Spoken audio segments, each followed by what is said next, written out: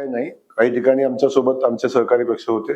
पण मी तुम्हाला एक सांगतो की सांगोल्याचा जो निकाल आपण बघितलेला आहे, सांगोल्यात आता बापूंनी कितीही सांगितलं तरी बापूंनी आमच्या अगोदर त्यांचे उमेदवार जाहीर केलेले होते. बापूंनी आम्हाला सोबत घेतलं नाही, आम्ही नाही त्यांना सोबत घेतलं नाही. बापूंनी आम्हाला सोबत घेतलं नव्हतं, पण बापू हा नेरेटिव्ह पसरवायला, हा नेरेटिव्ह लोकांच्या समोर सांगायला, रडायला सक्सेस झाले.